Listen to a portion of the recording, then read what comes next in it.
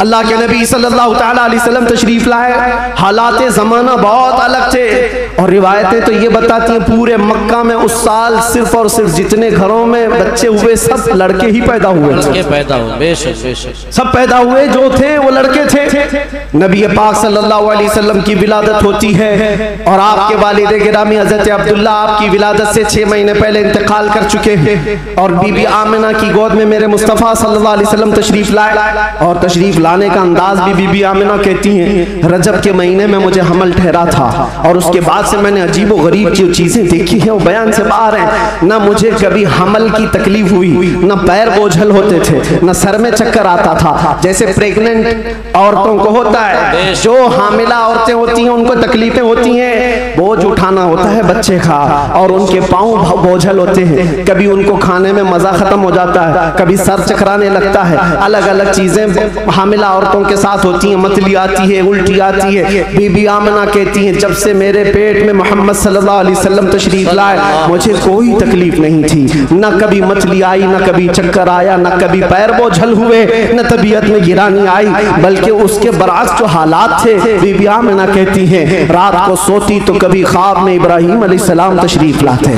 और कभी मूसा अलैहिस्सलाम तशरीफ लाते, कभी ईसा अलैहिस्सलाम तशरीफ लाते और बशारत देते जाते आमिना मुबारक हो तेरी गोद में कायनात का आका आने वाला है। अल्लाह ने उसको परचम नबुव्वत ऐसा दिया है। सबकी बशारतें सुनते सुनते आ रही थी, यहाँ तक के सफर का महीना आया था, रबीउल अव्वल से पहले जो आता है। बीबी आमिना कहती है मैंने एक बार देखा जिब्राईल अमीन अलैहिस्सलातु तस्लीम सफों को दुरुस्त किए जा रहे हैं, फरिश्तों की आवाजें और मेरे घर पर हूरों के गुनगुनाने की आवाजें आती थी। पहली रबीउल अव्वल, दूसरी हुई, तीसरी हुई, चौथी हुई, ये सारे निशानियां बीबी आमिना देखती रही। कहती हैं 12 रबीउल अव्वल का वक्त था, ये 20 अप्रैल रही होगी। मेरे अजीजों, बीबी आमिना कहती हैं अचानक मेरी पेशानी से एक नूर चमका, मैं मक्का में बैठ करके मुल्के शाम के महल्लात को भी देख रही थी, इराक में मौजूद बसरा के महल्लात देख रही थी। किलोमीटर नाप के देख लेना आज मक्का से मुल्के शाम का फासला कितना है, मक्का से इराक के बसरा का फासला कितना है। वो बीबी आमिना है जिसके पेट में मौजूद रसूल हैं और उनकी आंखें मक्का से शाम तक देख रही हैं, जिसकी बरकत से आमिना मक्का से शाम तक देखती हो। उस कायनात के आका के बारे में हम ये अकीदा रखते हैं तो क्या बुरा करते हैं, हम यहाँ से पुकारे वो वहां से सुने, मुस्तफा की समाअत पे लाखों सलाम। क्या ये अकीदा बुरा है? नारे रिसालत आमदे मुस्तफा आलमी यौमे दुरूद शरीफ मुफ्ती सलमान अज़हरी साहब क़िबला हुज़ूर मोइनुल मशाइख हुज़ूर असीर मुफ्ती आज़म हिंद जिस तरफ उठ गई दम में दम आ गया उस निगाह इनायत पे। हाँ, उस रसूल पाक सल्लल्लाहु अलैहि वसल्लम की जलवागरी से पहले बीबी आमिना ये बता रही हैं रात का वक्त था और मेरे घर पर ऐसा लगता था कि नूर की जमातें उतरती जा रही हैं। कभी मुझे गुनगुनाने की आवाज़ें आती थी और हूरों की आवाज़ें हों, फरिश्तों की आवाज़ें हों। सुबह सादिक का करीब वक्त आया था, अचानक मेरे घर में 3 औरतें दाखिल हुई। मैंने पूछा ये कौन है, कहाँ से आई हैं? कहा वो दाया थी जो बच्चा पैदा होने के वक्त औरतें हेल्प के लिए, मदद के लिए आती हैं, उनको दाया कहते हैं। ये 3 औरतें आई थी। बीबी आमिना कहती हैं मैंने पूछा कौन हो तुम, कहां से आई हो? उसमें से एक औरत ने कहा मेरा नाम बीबी आसिया है, मैं दूसरी ने कहा मेरा नाम बीबी मरियम है, तीसरी ने कहा मेरा नाम बीबी हवा है। ये वो मुकद्दस खवातीन जो दुनिया की सबसे अफजल खवातीन हैं, वो हुजूर पाक की दाया बनकर के आई हैं। हजरत बीबी आमिना कहती हैं विलादत का वक्त करीब आया, अचानक मेरी आंखें बंद हुई, थोड़ी देर के बाद पलक क्या झपकी, फिर मैंने आंखें खोली तो हुजूर पाक को सजदे के आलम में मैं बाहर न देखा। बहरे कोई तकलीफ, कोई दर्द सह नहीं, हुजूर पाक सल्लल्लाहु अलैहि वसल्लम को देखा और वो भी मंजर बयान करती हैं हज़रत बीबी आमिना की शान में देखा। कहती है ना कोई आलाइश, ना कोई नापाकी, ना कोई गंदगी। हुजूर पाक सल्लल्लाहु अलैहि वसल्लम जब पैदा हुए थे धुले धुलाए हुए आए थे, नहाए हुए आए थे, सुरमा लगाए हुए आए थे, खतना किए हुए आए थे। और हजरत बीबी आमिना कहती सजदे के आलम में इस तरह से थे कि हुजूर पाक सल्लल्लाहु अलैहि वसल्लम के जिस्म का सामने वाला हिस्सा नजर ना आए। वो कायनात का आका और मौला दुनिया में आ रहा है तो सजदे के आलम में आ रहा है। क्या बात है। और जब तशरीफ लाए बीबी आमिना खुश थी कि गुलाब जैसी रंगत जिसको देखे तो आंखें झपकाना भूल जाए। वो हुस्न और जमाल का बादशाह दुनिया में आया है। तो बीबी आमिना कहती अचानक 3 फरिश्ते आए। 3 लोग आए, एक के हाथ में तश्त था, एक के हाथ में कुछ रुमाल थे, एक के हाथ में पानी था। और उन्होंने उठाया मेरे बच्चे को तश्त पर रखा, पानी डाला और रेशम के लिबास में मलबूस किया और गायब हो गए, चले गए। हजरत बीबी आमिना कहती है मैं परेशान हो गई, अजनबी लोग आए और लेकर चले गए। कहाँ चले गए, कौन थे ये, मेरे बच्चे को गायब कैसे कर दिया गया। थोड़ी देर गुजरी थी कि हुजूर दोबारा तशरीफ लाए। हजरत बीबी आमिना कहती हैं हमने पूछा ये कहाँ चले गए थे, कैसे। वो फरिश्तों ने कहा अल्लाह का हुक्म था माए कौसर और सलसबील से मुस्तफ़ा करीम को गुस्ल दिया जाए और जन्नती लिबास में मलबूस करके इनको ले जाया जाए कहाँ पर। आने वाले फरिश्तों ने उठाया और जितनी कायनात रब ताला की बनी हुई है सारी कायनात की सैर कराई, हर जगह ये ऐलान करवाया फरिश्तों ने आई नहीं हुकूमत, सिक्का नया चलेगा, आई नहीं हुकूमत, सिक्का नया चलेगा। और उसके बाद सारे फरिश्तों में ऐलान, मलाए आला में ऐलान, सारे जिन्नात में, हैवानात में, हर दुनिया में ये ऐलान कर दिया गया कि हुजूर तशरीफ ला चुके हैं। क्यों ऐलान कर दिया गया, इसलिए कि वो हर आलम की रहमत हैं। किसी आलम में रह जाते वो हर आलम की रहमत हैं, किसी आलम में रह जाते ये उनकी मेहरबानी है कि ये आलम पसंद आया।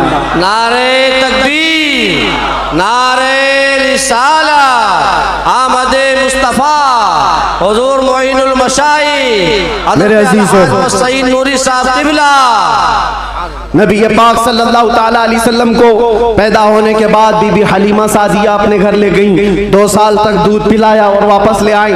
सैयदा बीबी आमिना रज़ियल्लाहु ताला अन्हा की परवरिश में थे। बीबी आमिना रज़ियल्लाहु ताला अन्हा के साथ 6 साल तक रहे और अपनी ननिहाल एक बार सफर पर तशरीफ ले गई। बीबी आमिना वापस आ रही थी अपने ननिहाल से, जो मदीना है आज वो उस वक्त यसरफ था।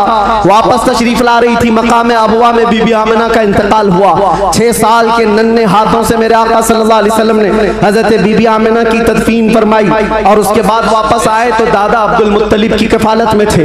8 साल की उम्र तक हुजूर सल्लल्लाहु अलैहि वसल्लम अपने दादा की कफालत में रहे। जद्दे अमजद हजरत अब्दुल मुत्तलिब 8 साल की उम्र में इंतकाल कर गए तो फिर चचा अबू तालिब ने हुजूर की कफालत को ले लिया और उसके बाद अबू तालिब की कफालत में रसूल पाक सल्लल्लाहु अलैहि वसल्लम परवान चढ़ते रहे।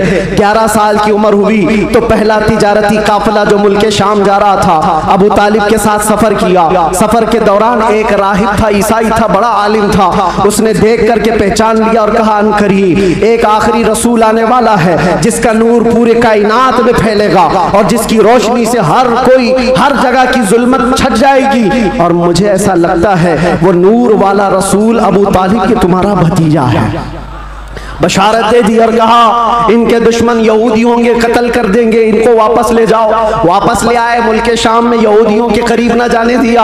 हुजूर पाक सल्लल्लाहु ताला अलैहि वसल्लम परवान चढ़ते रहे। जब आपकी उम्र 18 साल की हुई तो ये जंगों में शिरकत भी आपने फरमाई, जो उस वक्त की जंगें थी जो हल्फुल फिज्जार भी कहा जाता है। और उन जंगों में शिरकत के बाद नबी पाक सल्लल्लाहु अलैहि वसल्लम ने 25 साल की उम्र में फिर तिजारत का सफर फरमाया। 25 साल की उम्र में आपकी जहानत, आपकी दानाई, आपकी सदाकत, आपकी अमानत सारे मक्का में मुसल्लम थी। हर कोई अजमत एहतराम से देखता था। फिर जब तिजारत करके काफी माल नफाका लेकर वापस तशरीफ लाए, मक्का की सबसे ताहिरा पाकीज़ा अफीफा खातून खदीजतुल कुबरा जो बेवा थी, 2 शोहर से उनके इंतकाल हो चुके थे। 2 शोहर पहले उन्होंने हजरत रसूल पाक सल्लल्लाहु अलैहि वसल्लम की अमानतदारी देखी तो निकाह का पैगाम दिया। अल्लाह के नबी सल्लल्लाहु अलैहि वसल्लम ने कबूल फरमाया। 25 साल की उम्र में आपकी पहली शादी मुबारक। फिर हजरत खदीजा के साथ आपने निकाह करके अज़दवाजी जिंदगी शुरू फरमाई। आपकी औलाद हुई, हजरत ज़ैनब हुई, हजरत रुक़ैया हुई, हजरत उम्मे कुलसूम हुई, हजरत बीबी फातिमा ज़हरा हुई, हजरत अब्दुल्ला हुए, हजरत कासिम हुए। 6 बेटे हजरत खदीजा के पेट से पैदा हुए। और जब ये हालात जिंदगी आगे बढ़ती गई, मक्का वालों में आपका अज़्म, आपका मकाम मर्तबा ऐसा था कि आपसी झगड़े फसादात हो। हुजूर पाक सल्लल्लाहु तआला अलैहि वसल्लम के एक इशारे से कई कबीलों के वो मसले जो कई सालों से अनहल थे, ला अनहल थे, वो हल कर लिए जाते थे। फिर जब 40 साल की उम्र पाक हुई रसूल करीम सल्लल्लाहु तआला अलैहि वसल्लम की, आप गारे हिरा तशरीफ ले जाते थे, खलवत में इबादत करते थे। फिर वो फरिश्ता आया जिब्राइल अमीन कुरान की आयतें लेकर के, और हुजूर से कहा इक़रा, कहा पढ़ो। हुजूर ने कहा मा अना बिकारी, 3 बार कहा। उसके बाद कहा इक़रा बिस्मि रब्बिकल्लज़ी खलक़, पढ़ो अपने उस रब के नाम से जिसने तुम्हें पैदा किया है। अल्लाह के नबी ने पढ़ना शुरू फरमाया, 5 आयतें उतरी, उतर कर गारे हिरा से वो सूए कौम आया है, जहां को अंधेरों से निकालने वाला वो रसूल तशरीफ लाया गारे हिरा से। और जब तशरीफ लाए फिर अल्लाह के नबी सल्लल्लाहु अलैहि वसल्लम ने ऐलान नबुव्वत फरमाया, मक्का वालों को जमा किया, अपने नबी आखिर ज़मा होने का, अल्लाह के एक होने का ऐलान किया। मानने वालों ने माना, चिढ़ने वालों ने चिढ़ना शुरू किया। दुश्मनियां यहाँ से शुरू हुई और झगड़े फसादा शुरू हुए। सहाबा जो बनते चले गए हुजूर के, शुरू में गरीब थे, कमजोर थे, ज़ईफ थे, उन्हें मारा गया, पीटा गया, तकलीफें दी गई। 50 साल की उम्र पाक थी रसूल पाक सल्लल्लाहु अलैहि वसल्लम की, जब आपका सोशल बाइकाट किया गया था। 7वां साला हुजूर का बेअसत का था, नबुव्वत का 7वां साल था। आपका पूरे मक्का वालों ने मिलकर सोशल बाइकाट किया था। शब अबी तालिब की घाटियों में हुजूर महसूर रहे अपने खानदान के साथ। आपको दाना पानी कुछ नहीं जाने दिया जाता था। पत्ते खाए हुजूर ने और चमड़े उबाल करके खाए। 2 साल का ये अरसा गुजरा था, तो फिर ये हलफ, ये अहद तोड़ दिया गया। और फिर 50 साल की उम्र पाक थी हुजूर की, जब बीबी खदीजा का भी इंतकाल हो गया। 4 महीने के बाद अबू तालिब का भी इंतकाल हो गया। वो आमल हुज़्न था, गमों का साल था। नबी पाक सल्लल्लाहु अलैहि वसल्लम पर गम, उसके ऊपर गम के ऊपर गम आते गए। और इधर सहाबा की परेशानियां, बहुत सारे सहाबा हिजरत करके हबशा चले गए। अल्लाह के नबी सल्लल्लाहु अलैहि वसल्लम इन आजमाइशों से नबुर्दाज़मा थे। फिर मौला ने वो करम फरमाया जो पहले आपसे पहले किसी को नहीं किया था और क़यामत तक किसी को नहीं दिया जाएगा। जिब्राइल अमीन को भेजा, कहा जा जिब्राइल, मेरा रसूल कबीदा खातिर है, गमगीन है, उसे मक्का से उठा लाओ, जन्नतों का सैर करा कर मेराज के सफर पर लाओ। नबी पाक सल्लल्लाहु तआला अलैहि वसल्लम का मेराज का सफर हुआ, वापस तशरीफ लाए। ऐलान नबुव्वत के बाद 53 साल हुजूर की जिंदगी पाक मक्का में गुजरी। फिर अल्लाह का हुक्म आया, मक्का से हिजरत फरमा कर आप मदीना तशरीफ ले गए। मदीने वालों ने शानदार इस्तकबाल किया था, मक्का वालों की तरह नहीं थे। मदीने वालों ने शानदार इस्तकबाल किया था। हुजूर का 9 दिन तक उन्होंने इंतजार किया था। आज जो मौलूद में हुजूर के जिक्र का इंतजार करते हो ऐ सुन्नियों, ये मदनी जिंदगी का अक्स है, ये मदीने वालों की सुन्नत है। बहुत सारे लोग ये कहते हैं ना हुजूर पैदा हुए थे तो मक्का में कोई ऐसी खुशियां, ऐसी मीलाद थोड़ी ना मनाई गई थी, तुम लोग क्यों मनाते हो सुन्नियों? उनसे ये कहो मक्का में जब हुजूर पैदा हुए थे तो सब काफिर ही काफिर थे, काफिर ही काफिर थे। हाँ, बीबी आमिना हज़रत अब्दुल मुत्तलिब को छोड़कर बात कर रहा हूँ। उस वक्त खुशियां मनाई बीबी आमिना ने भी, हज़रत अब्दुल मुत्तलिब ने भी। हाँ, सवाल करना है तो ये सवाल करो, जब हुजूर ने ऐलान किया था अपने नबुव्वत का और 13 साल बाद जब मदीने आए थे तो मदीने वालों ने खुशियां क्यों नहीं मनाई? ये पूछना है तो पूछो, हम तुम्हें तारीख की हर किताब खोलकर सन्नाटेदार थप्पड़ मार करके भी बताएंगे। वो बनु नज्जार की बच्चियां जो पढ़ती थी, आज भी हर मस्जिद से आवाज आती है, तला अल बद्रु अलैना मिन खनियातिल वदाई वजबत शुक्र अलैना मा दआ लिल्लाहि दाई। वो बच्चियां क्या कहती थी? ये दफ बजा बजा कर हुजूर का इस्तकबाल करती थी। वो यूं कहती थी, अरे सनियतुल वदा की घाटियों से हम पर 14वीं का चांद आ गया है, अल्लाह की तरफ बुलाने वाला रसूल हमारे दरमियान आ गया है, हम सब पर अब शुक्र वाजिब हो गया है। ये मदीने वालों की खुशियां थी।